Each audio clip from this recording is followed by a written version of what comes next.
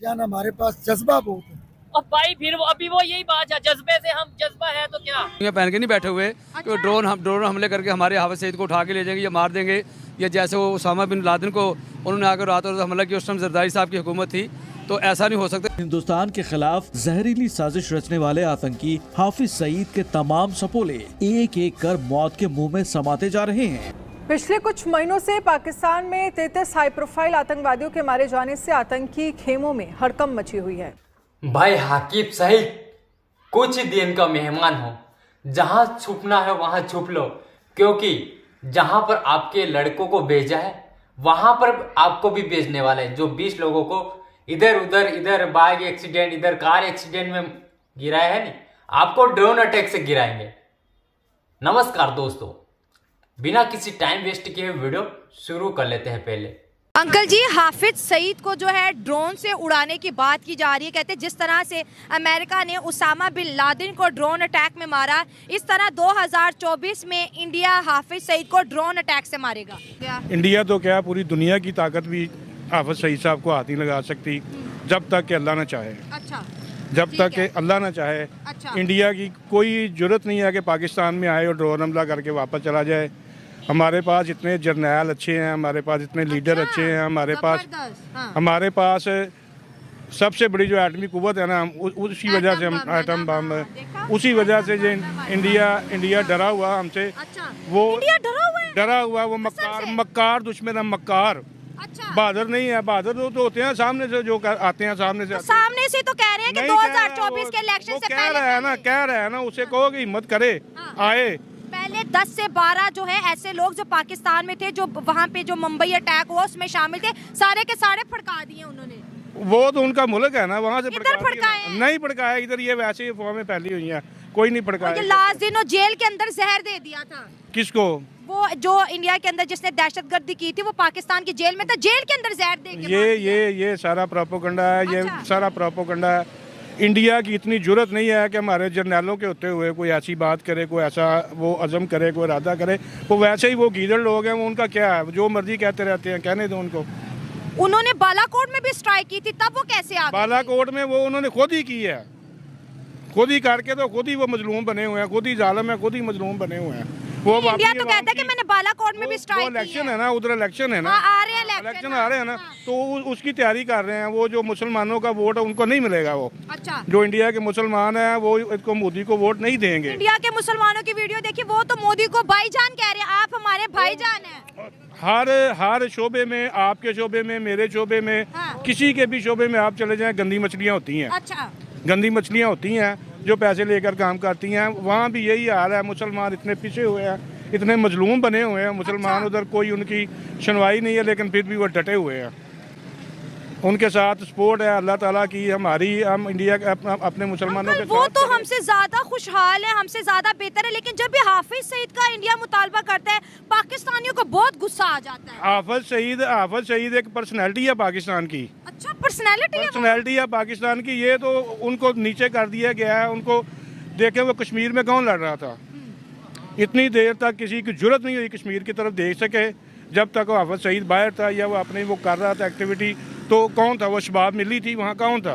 अच्छा, शबाब मिली वाले थे ना। अच्छा, कोई किसी की जरूरत नहीं थी कश्मीर की तरफ देखी जाए। जब से वो उसको उन्होंने अरेस्ट किया तो वो सारा मामला। क्या लग रहा था इंडिया हाफिज सईद से डर रहा था, इसलिए कश्मीर के अंदर तरक्की नहीं? डरते हैं। आपको वो जिया हक वाला वाकया नहीं याद, जब ये फौजें हमारे बॉर्डर पे लगी हुई थी?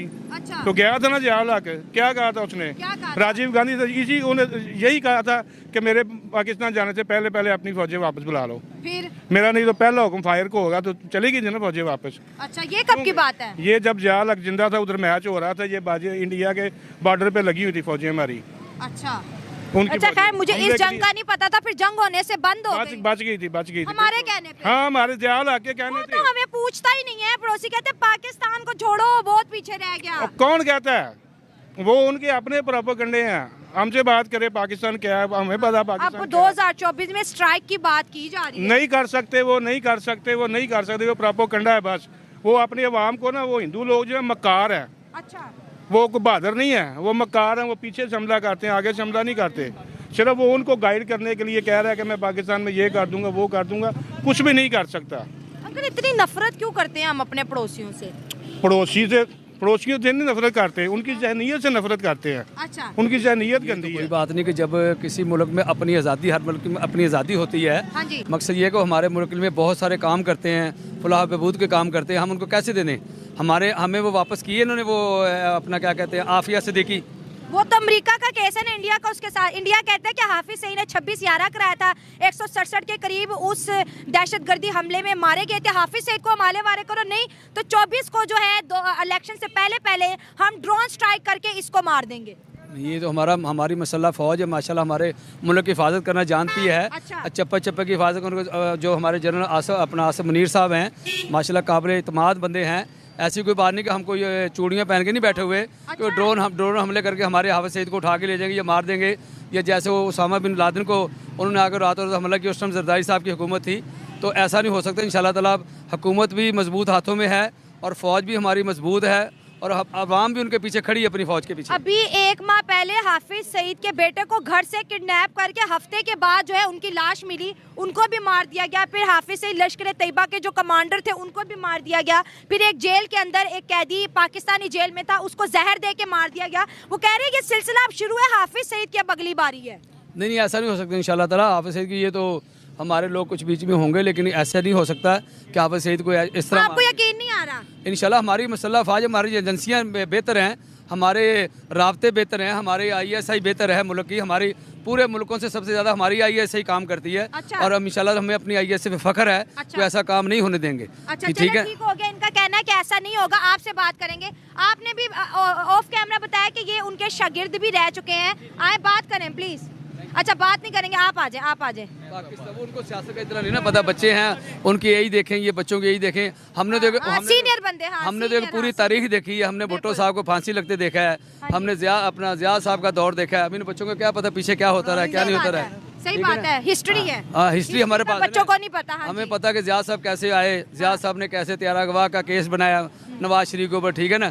ये हमें सारी हिस्ट्री का पता है। हम टिक्के खान को भी जानते, जनरल अयूब टिक्का खान ने कैसे बच्चों को कहा था कि आए जिनकी शादियां नहीं हुई। ये हमारी फ़ौज वो है। इसमें हमारा एक जनरल भी इंशाल्लाह ताला ऐसा है कि हम वो जब याद है टिक्के खान का दौर था तो उन्होंने कहा बच्चे बाहर आ जाओ जिनकी शादियां नहीं हुई, और बच्चे टैंक के नीचे लेट गए थे और सियालकोट उनको एंट्री नहीं होने दी थी। ये जनरल टिक्के खान साहब ने, ठीक है कि नहीं। तो ऐसा दौर होता है। इंशाल्लाह हमारी ISI मजबूत है। हम इंशाल्लाह ताला जमात हाफिज सईद को बचा लेंगे इंशाल्लाह ताला। हमारी फ़ौज बचाएगी, हमारा मुल्क बचाएगा, हम लोग उनके साथ खड़े हैं। अगर हाफिज सईद को उनके हवाले कर दें और दोनों के बीच दोस्ती हो जाए तो क्या नुकसान है इसका? नहीं, इसका तो मतलब नहीं कि हम अपना बंदा दे के दोस्ती करें। अच्छा। कि हम हाफिज सईद को दोस्ती करें। कल वो हमें कहेगा जी अपने कोई अब के जैसे वो मतलब वो आपको याद है कि अहमद कांसी के दौरे में तो उन्होंने कहा जी ये तो नहीं हो सकता ना कि अहमद कांसी को जब उन्हें जहर दिया गया था तो इंजेक्शन लगाया था डेरा गाजी खान से, जब उनको कहा था अहमद कांसी का को। अब वो दौर नहीं है, अब जदीद मीडिया का दौर है। पहले एक TV होता था, ना टेलीफोन होता था, ना खबर आती थी। अब तो क्या कहते हैं मीडिया पल पल की खबर है। आप देखें ना वो क्या कहते हो जो आजकल वो चल रहा है सोशल मीडिया। अब तो सोशल मीडिया पे मैं कह रहा हूँ सबसे पहले वो सोशल मीडिया जगह होता है। हाफिज सईद साहब के जब वो घर से गुजरेंगे भी ना तो सोशल मीडिया पहले पहुँच जाएगा इंशाल्लाह ताला। हमारी अफवाज जो पाकिस्तान जिंदाबाद है, हमारी फ़ौज ठीक है, हमारी एजेंसियाँ ठीक हैं। इंशाल्लाह ताला हम उनका तफज़ करेंगे। हाँ, जायज़ मुतालबा उनका मानेंगे, हमारे पड़ोसी हैं, ठीक है ना। हम उनका जायज़ मुतालबा तो ये नाजायज़ मुतालबा है। ये हमारा कश्मीर ठीक कर दें। हाँ। अभी तक कश्मीर के बारे में हमारी कोई गुफ्तगू नहीं हुई। कश्मीर के मतलब आप पूछे ना कश्मीर में क्या नहीं हो रहा, फ़लस्तीन में क्या हो रहा है। अभी तो उनके आर्मी चीफ ने और साथ साथ जो उनके डिफेंस मिनिस्टर है राजनाथ सिंह, उन्होंने बोला है कि हम तो गिलगित बल्तिस्तान और कश्मीर के अंदर घुस के मारेंगे। ये उनके बयान है सोशल मीडिया पे, आप भी देखें अपने फोन से निकाल के। हम देखे रहे। तो हाफिज सईद साहब क्या बात है, राजनाथ सिंह क्या बोल रहे हैं, घर में घुस के मारेंगे, ड्रोन अटैक से उड़ा देंगे। भाई साहब अगर वीडियो पसंद आए आपको ज़रा से भी तो चैनल को सब्सक्राइब ज़रूर कर लेना। मिलते हैं कोई नए टॉपिक के साथ, नई वीडियो के साथ। तब तक के लिए जय हिंद, जय भारत, वंदे मातरम।